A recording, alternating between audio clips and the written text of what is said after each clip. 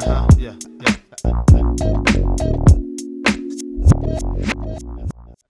Amigos de las artes marciales, estamos en la ciudad de Rosario, cuna de la bandera. Hoy en Team Más, mi casa, la casa de mi maestro Ezequiel Más. Un placer, Sensei. Una alegría. Bien, Historia de Tatami se trata de charlar, de conocer las historias de diferentes practicantes. Hoy en día vamos a conocer la historia de Ezequiel, muchos años dentro de las artes marciales. Vamos a conocer un poco sus inicios, su trayectoria y el presente. Ezequiel, para los que no te conocen, a nivel país, a nivel ciudad, ¿cómo se inicia las artes marciales? ¿Cómo llegan a tu vida? Las artes marciales a mí me llamaban la atención desde muy chico. Yo tuve mi infancia en la década del 90 y las artes marciales estaban presentes. Era la época de las películas de Van Damme, de Chuck Norris, los mismos dibujitos, todo tenía que ver, estaba muy presente el tema de las artes marciales. Entonces creo que a todos los chicos de esa generación nos llamaba mucho la atención. Cuando era chico no conseguía nunca que mi papá me dé permiso para practicar porque él era médico. Tenía un preconcepto, él era geriatra, atendía gente de edad, y me acuerdo que tenía uno o dos pacientes que habían sido boxeadores en la vieja época, entonces tenía todo un preconcepto de las artes marciales, golpearse la cabeza y quedar arruinado. Entonces cuando era chico no le gustó nunca la idea, tuve que insistir mucho durante toda la adolescencia como para recién, alrededor del año 95, que me dé permiso y empezar a buscar realmente dónde entrenar. Y empiezo a entrenar por casualidad, por un aviso clasificado que veo en el diario, con clases de defensa personal con mi amigo Walter Vesprini, un profe de acá de la ciudad de Rosario, con mucha experiencia en distintas artes marciales, y daba clases primero en su casa, después en un gimnasio, con una mezcla de todos los estilos que él había practicado. Entonces hacíamos un poco de golpes, un poco de lucha. Y en ese tiempito que estoy entrenando con él, haciendo mis inicios en las artes marciales, cae en mis manos, que no me acuerdo cómo, si lo conseguí en un negocio, como un video del primer UFC, del UFC 1. Y ahí me volví loco. Veo a Roy Gracie ganándole a todos los estilos de artes marciales que uno pensaba que podían llegar a ser los más efectivos. Dije, me acuerdo que de haber ido con Walter y decirle, mira este video, tenemos que practicar esto, tenemos que practicar las palancas, la lucha.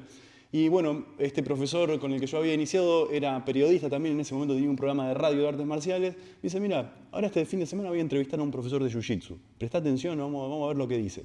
Escuché la entrevista, me encantó las cosas que decía ese profesor de Jiu-Jitsu y bueno, Walter me dice, la semana que viene lo vamos a visitar si querés, vamos a probar una clase con él. Fuimos, era un profesor de Jiu-Jitsu tradicional o japonés y fue amor a primera vista, tanto del Jiu-Jitsu como de ese profesor que es mi maestro hasta el día de hoy. Con él me inicio en el maestro Víctor Sabini, pionero de Jiu-Jitsu acá en la ciudad de Rosario y una de las más altas graduaciones de judo de nuestra provincia y también del país hoy en día. A partir de ahí continúo, como que Walter me hace conocer ese lugar, me dice, este es el lugar donde vos te tenés que quedar, acá vas a hacer lo que a vos te gusta, y me quedo entrenando. Al principio habrán sido el primer año solo Jiu-Jitsu tradicional, y después también empiezo a participar de los horarios de judo, después cuando se incorpora lucha olímpica, también con lucha olímpica, todo lo que tenía que ver con luchar y estaba disponible en el gimnasio, lo entrenaba.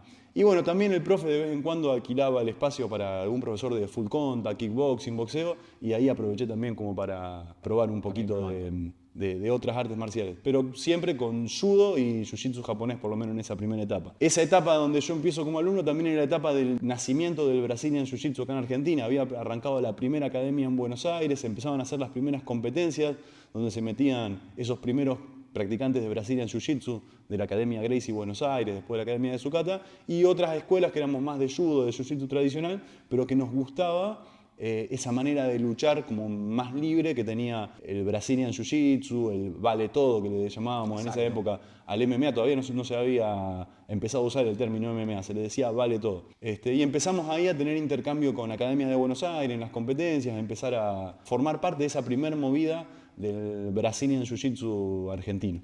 Es muy clave recalcar que estamos hablando de una época donde se estaba gestando los inicios del Brazilian Jiu-Jitsu, donde por el cine, lo popular, era una época donde tenía gran repercusión el boxeo, el karate, pero el Brazilian estaba recién echando raíces y creo que trajo algo novedoso, justamente. Los Gracie lo han logrado popularizar en esos comienzos de los UFC.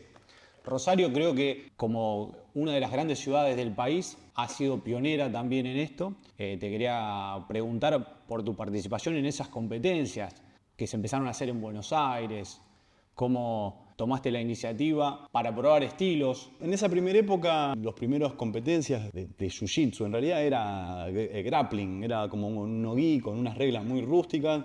Fueron las Copa Quilmes, que eran un evento que se hacía justamente en la localidad de Quilmes, en provincia de Buenos Aires. Y participamos de acá de Rosario. En ese momento, la primera movida de lo que iba a ser después del Brazilian Jiu-Jitsu y el MMA rosarino, estábamos todavía entrenando todos juntos en el gimnasio del maestro Sabini. Los que después íbamos a hacer las diferentes academias, que cada uno siguió su línea, digamos, con el Jiu-Jitsu o el MMA en Rosario. En ese momento éramos un solo equipo y en Buenos Aires, ya te digo, había 2 academias de Brazilian Jiu-Jitsu, que era la Academia Gracie Buenos Aires, que fue la primera academia, y ya estaba arrancando con su primer grupo de gente el mestre Freddy Zucata. Y después también eran toda gente también de Buenos Aires, de Mar del Plata, que eran de Jiu-Jitsu tradicional, de judo, y que estaban interesados. En el año 2000, si mal no recuerdo, en abril, se hace el primer evento de Vale Todo de la historia de Argentina. Se hace en Buenos Aires, en la Federación Argentina de Box. Y de acá de Rosario vamos 4 peleadores. En realidad van 3 compañeros míos y yo iba como de reemplazo por si hacía falta un reemplazante. Sí. Hizo falta un reemplazante porque un peleador, un boxeador que tenía que dar la categoría no se presentó. Y ahí tuve la oportunidad yo también, a último momento, de meterme en el octógono. No ganamos ninguna pelea los que habíamos ido de Rosario. La verdad que nos encontramos allá con muy buenos peleadores para lo que era esa época. Estaba Luciano Correa, que al día de hoy es uno de los mejores referentes del Brazilian Jiu-Jitsu que tiene nuestro país. Y en ese momento ya era un fenómeno. Había un grupo de gente de capoeira, pero que también estaban entrenando Brazilian Jiu-Jitsu y Vale Todo, que estaban muy bien preparados. Y la verdad que no pudimos pasar ninguno de la primera lucha. Pero bueno, fue por un lado formar parte de la historia, porque estuvimos en el primer evento. Y además para muchos de nosotros fue el disparador de decir, hay que meterse de lleno con esto, con el Brazilian Jiu-Jitsu. A mí ese fue el clic que me hizo en la cabeza. Y después de ese primer Vale Todo de Argentina en la Federación de Box, si bien no abandoné las prácticas con mi maestro en el judo, en el jiu-jitsu tradicional, empiezo a viajar a Brasil por lo menos una vez al año, a veces más, a tratar de aprender. En ese momento todavía no había YouTube, era conseguir algunos videos VHS o había que viajar a Brasil para aprender el Brazilian Jiu-Jitsu en su detalle, en cómo se entrenaba realmente. Y bueno, en esos primeros viajes, por ejemplo, en mi primer viaje en el año 2000, estaba también en mi misma situación, tratando de aprender, de conocer el Brazilian Jiu-Jitsu. Mucha gente que en Estados Unidos fue también pioneros. Era un momento donde estaba el Jiu-Jitsu como todavía medio guardado en Río de Janeiro y había que ir a buscarlo ahí. Exactamente, sí, estamos hablando de una época donde justamente no tenemos toda la tecnología, los medios, las facilidades. Interiorizarse y aprender requería de un esfuerzo muy grande. El hecho de viajar, de ir al lugar. Había que ponerle el cuerpo en todos los sentidos. Primero porque había que comerse el viaje hasta Brasil y para aprender había que ir a entrenar. No era pagar la clase para que te expliquen las técnicas. Había que ir. En ese momento yo tuve la suerte de visitar muy buenas escuelas, pero en finales de la década del 90, principios del 2000, el mismo ambiente en Río de Janeiro, en Brasil de Jiu-Jitsu todavía era un ambiente muy de guerra. Era un momento de mucha confrontación entre los distintos equipos de Jiu-Jitsu por las competencias de Jiu-Jitsu.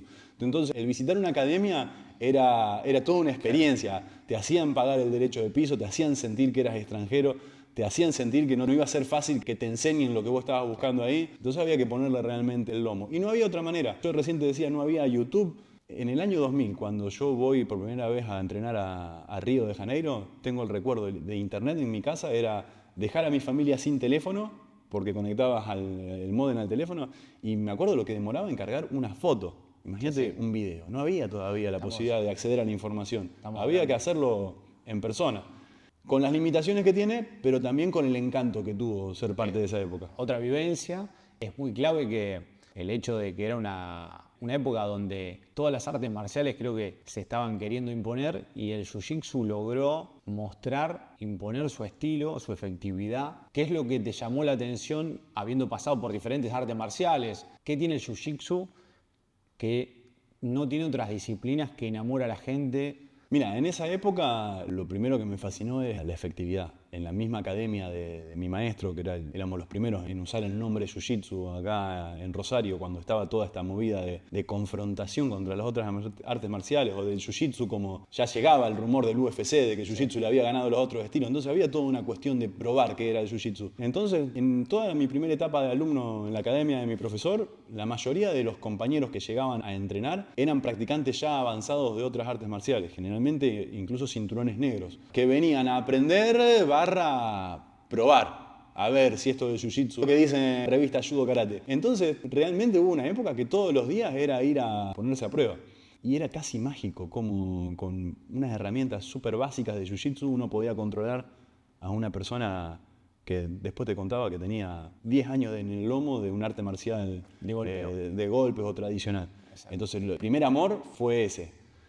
En la medida que fui ya volcando mi propia academia, cuando empiezo a dar clases y me defino como practicante y profesor de Brazilian Jiu-Jitsu, otra cosa que tiene de encanto para mí el Brazilian Jiu-Jitsu es la cultura que tiene, que es un equilibrio, no es un arte marcial tan tradicional o tan rígido como las artes marciales tradicionales. Exacto. Vos lo sabés, la cultura del dojo de Brazilian Jiu-Jitsu tiene el respeto y las jerarquías y el orden de un arte marcial, pero es un ambiente distendido, no hay tanta formalidad, la manera de manejarse con los profesores, es como un ambiente diferente, que eso se lo impusieron los brasileños, sobre todo los cariocas en Río de Janeiro. Y esa cultura de poder tener lo marcial, pero también hacerlo de una manera como más relajada, distendida, descontracturada, a mí fue también una de las cosas que más me gustó.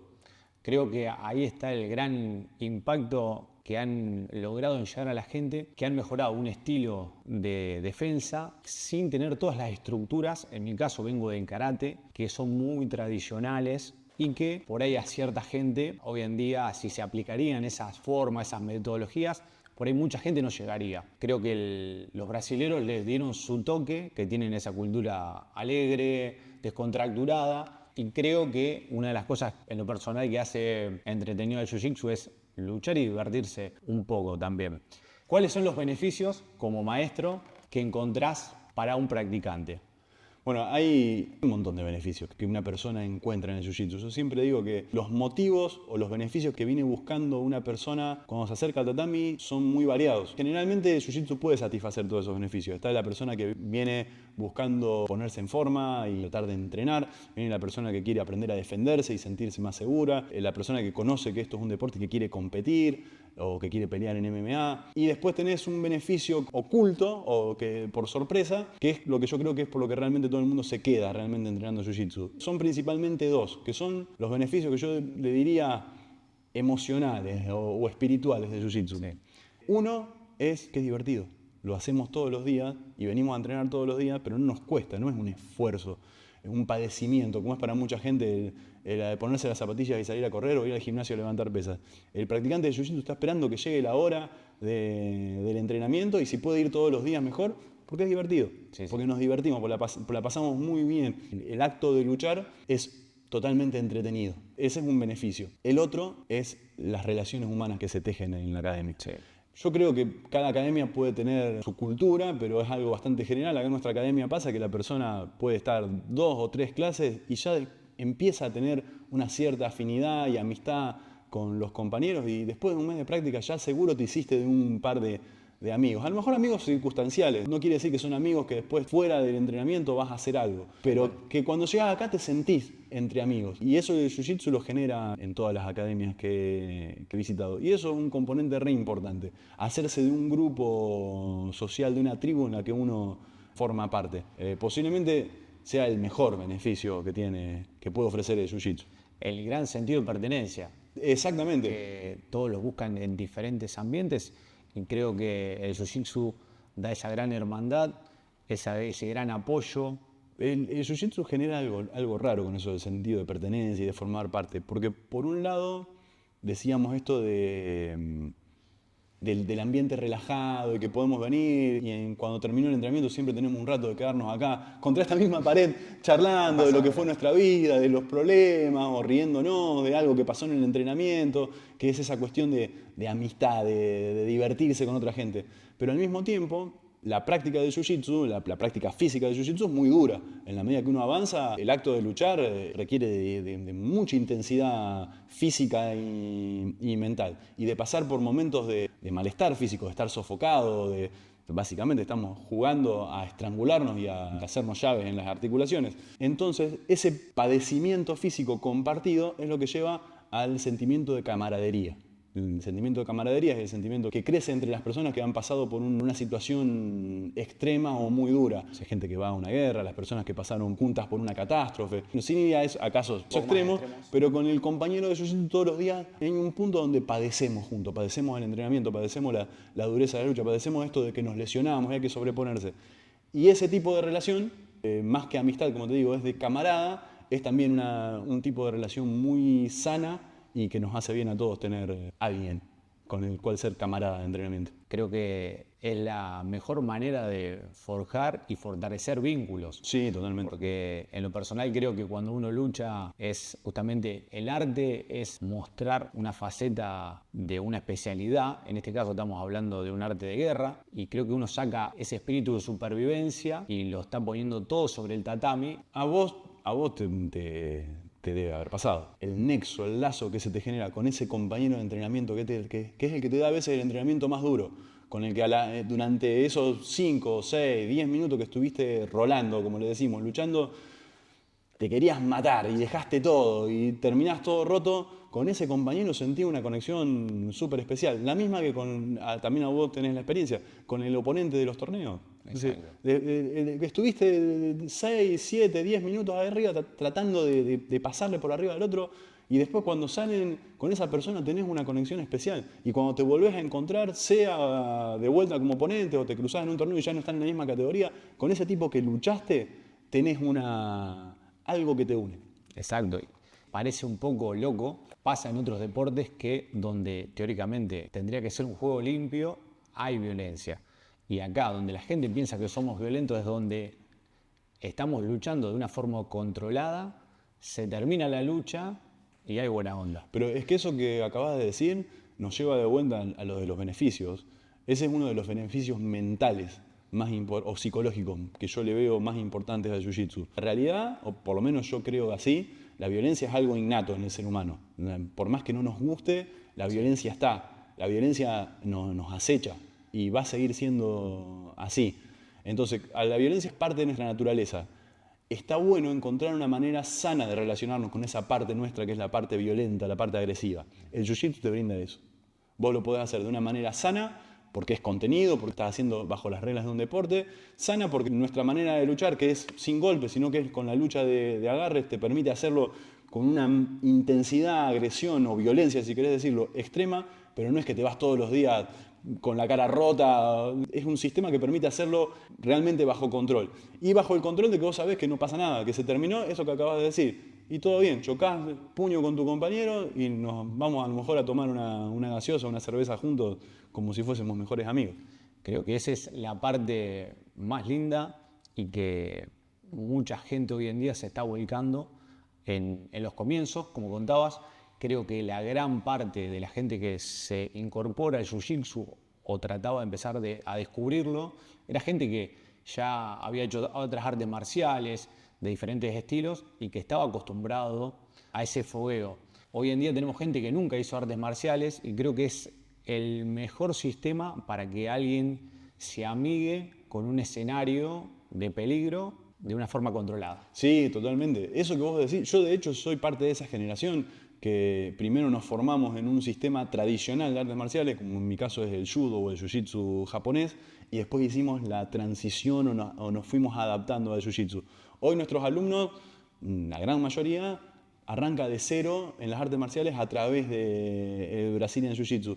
Y ocurre eso que vos decís, con los métodos que tenemos hoy en día para hacer más amigable el inicio en la práctica del arte marcial, cómo está cuidado todo, el avance que ha tenido nuestro deporte, la persona es como que se va fogueando en esto de la violencia casi sin darse cuenta. Y eso produce cambios muy interesantes en el físico, porque obviamente entrena a una intensidad que posiblemente una persona principiante, si tuviese que hacerlo con entrenamiento físico, tal vez no lo podría no lo podría hacer, por una barrera mental.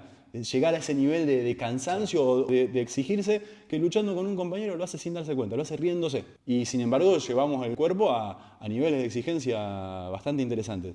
Y el cambio mental, porque esto de someterme a esos intercambios violentos, como vamos a decir, pues estamos luchando, produce cambios en la personalidad. Uno se vuelve, sin darse cuenta, una persona más segura de sí misma, más segura del entorno que lo rodea, más segura de poder relacionarse con la violencia y con la agresión desde un lugar de entender cómo son las cosas. Entonces, sí, es tal cual como lo estás diciendo vos. Es, creo, la parte más beneficiosa del arte, la seguridad que uno gana, porque esa se puede trasladar a todas partes, en la vida, en un trabajo, en un estudio. Mira, te interrumpo, pero el mejor ejemplo de esto que estás diciendo es lo que ocurre con los chicos. Y vos lo sabés muy bien porque sos parte fundamental del programa de infantiles, de juvenil acá de la academia. Un problema gravísimo que tiene la sociedad a nivel mundial en la infancia es el problema del bullying. Y acá en Rosario no estamos exentos de eso. Todo el tiempo sabemos de los problemas que sufren nuestros alumnos como cualquier niño, los niños, pero nosotros, porque tenemos el acceso a estos niños, del problema del bullying en el colegio, ya perdí la cuenta de la cantidad de casos de nenes que el padre nos cuenta o el mismo chico expresa que está sufriendo algún tipo de problema desde acoso verbal o desde agresiones físicas, de bullying en el colegio, empieza a entrenar jiu-jitsu y sin necesidad de que haya tenido que pelearse, a veces es necesario, pero muchas veces sin necesidad que el chico haya tenido que pelearse, demostrar nada, sino simplemente por su cambio de actitud. Exacto. Deja de ser el blanco. Entonces, pasa por ahí, pasa por la confianza, pasa por cómo uno se para de frente al mundo. Y el jiu-jitsu te va a dar eso, te va a plantar de una manera diferente frente a cualquier desafío que tengas que afrontar. Exactamente. Amigos de las artes marciales, se nos va el tiempo, llegamos al final de este podcast. Los invitamos a que descubran este mundo de las artes marciales, del Brazilian Jiu-Jitsu, a cualquier academia cercana, en cualquier parte del país, en cualquier parte del mundo. La idea es que se amiguen con un arte que les va a dar seguridad, tanto mental, física, y que se puede trasladar a todos los aspectos de la vida. Sensei, un placer compartir esta charla y nos veremos en la próxima edición. Nos quedamos cortos. Se nos fue el tiempo literal. Mirá, no, de ahora sé que estamos hablando. Te dije.